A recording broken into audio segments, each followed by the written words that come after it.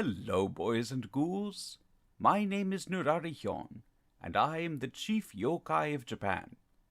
I hope you're having a wonderful day, enjoying the beautiful cherry blossoms.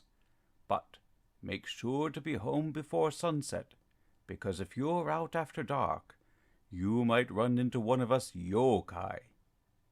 Oh, what are yokai, you ask?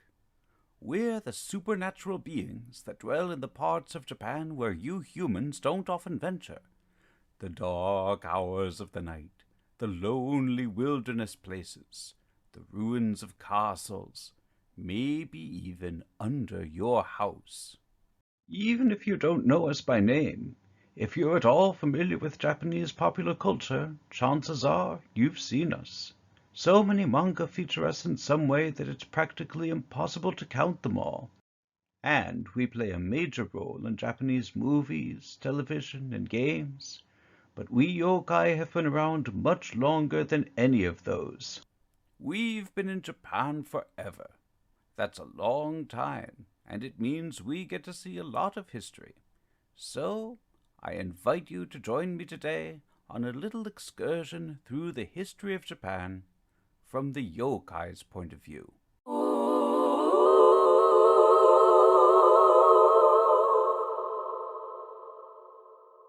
You humans have known about us since at least the 8th century, when we were your go-to creatures for anything that couldn't be otherwise explained. Mysterious noises in your house at night? Yokai. Wake up in the morning to find your pillow at your feet? A yokai did it.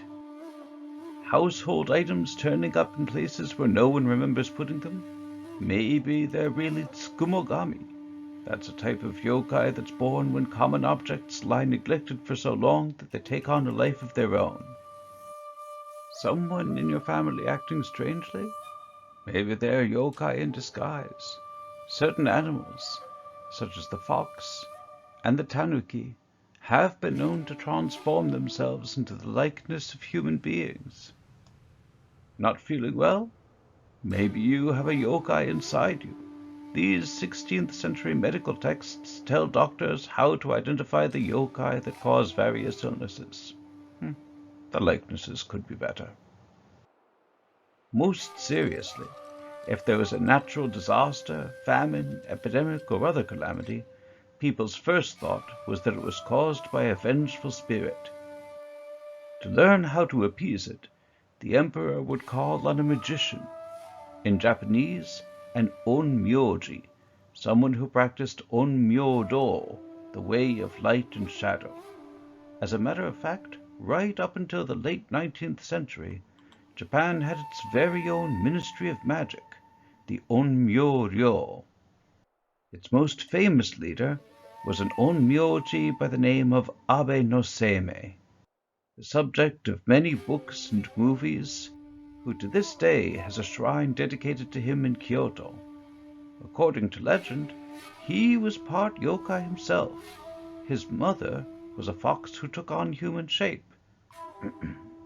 I can neither confirm nor deny that. So in those days you humans found us rather frightening.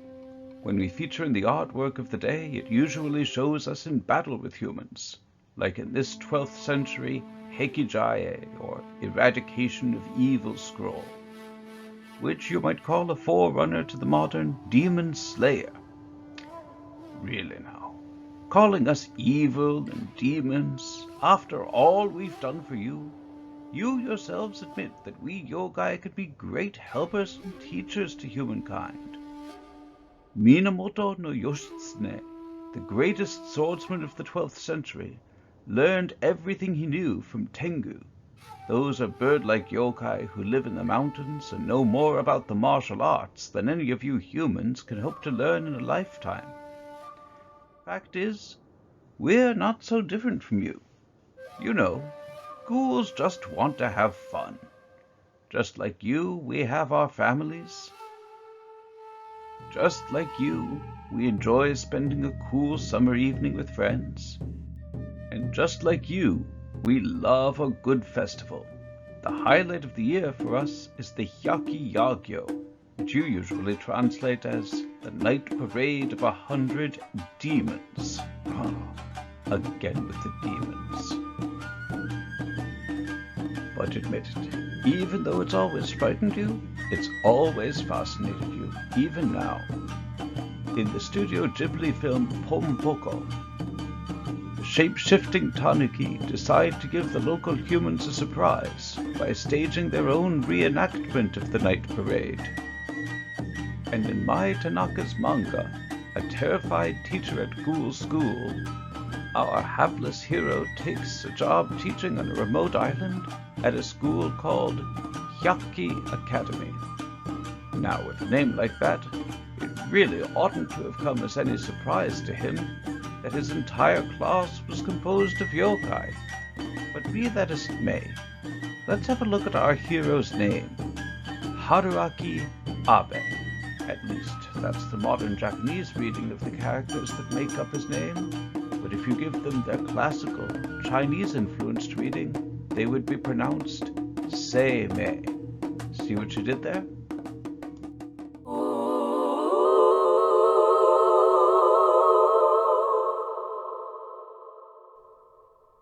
The Edo period was a time of comparative peace, stability, and isolation. For most of the 17th through the 19th centuries, Japan was cut off from the outside world, with very little traffic in and almost none out. If you think being confined to your country for 1 year during the pandemic was hard, try 230. During this time, some of humans' favorite pastimes were reading and telling stories, and their favorite subject matter was us. For the first time in Japan's history, books were mass-produced and cheap, and people loved to read about yokai. One very popular author was Toriyama Sekien, who wrote a comical encyclopedia of yokai. And what better way is there to beat the summer heat than by telling ghost stories that send shivers down your spine? That was a popular entertainment in those days, the Hyaku Monogatari, where one person would tell one story and then blow out one candle. According to legend, when the 100th and last candle was extinguished, a ghost would appear, which could be why they always seemed to stop after 99. And my poor friend Ao Andon never got his moment on stage. But it was all in good fun, and turnabout's fair play.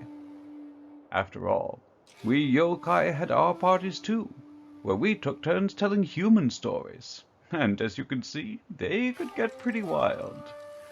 Ah, those were the days.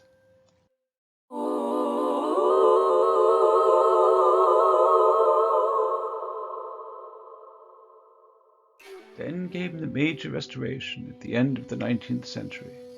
Once Japan reopened to the West, there was a mad rush to establish itself as an advanced nation to rival America and Europe, and to make the capital, now renamed Tokyo, into a modern city. It was a time of great change, and everyone had a lot to learn. We yokai, as you can see, were no exception, and sadly, one of the things we had to learn was that there wasn't much room in this newly modernized nation for relics of the past like us. There were only a few who had any interest in keeping our stories alive. One of them was this man, the folklorist Kunio Yanagita, who has been called Japan's answer to the Brothers Grimm. In his book, The Legends of Tono, he told the stories of some yokai that have since become famous all over the world, like this water sprite called the Kappa, which became the mascot of his hometown of Tono in Iwate Prefecture, and apparently one of them even joined a circus in Paris. And then, in the 20th century, you humans rediscovered us, thanks in large part to this man, Shigeru Mizuki.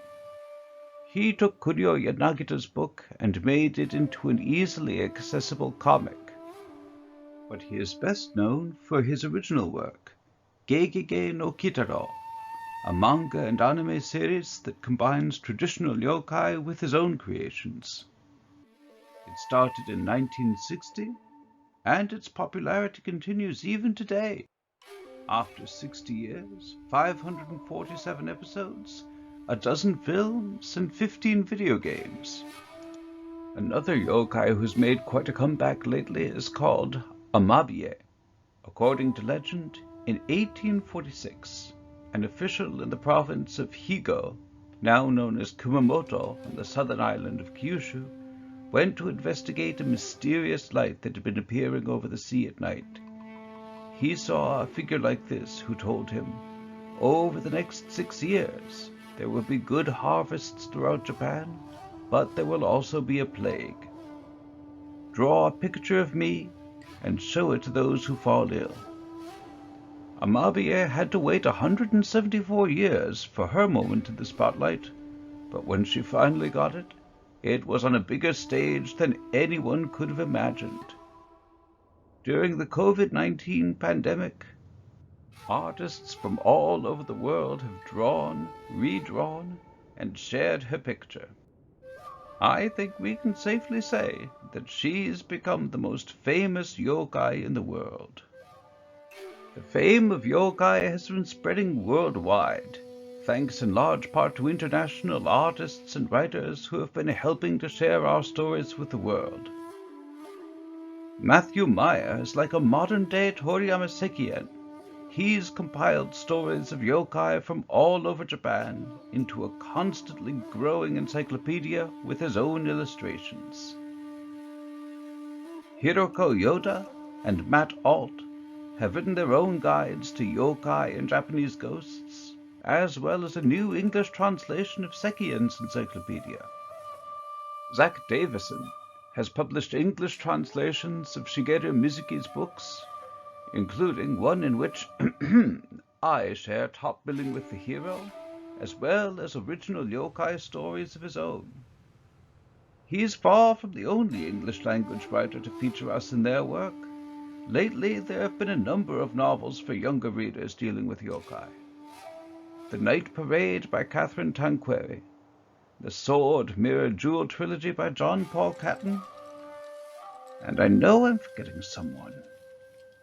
Oh, yes, Simon Gray and the March of 100 Ghosts by Charles Kowalski. I'm in that one too.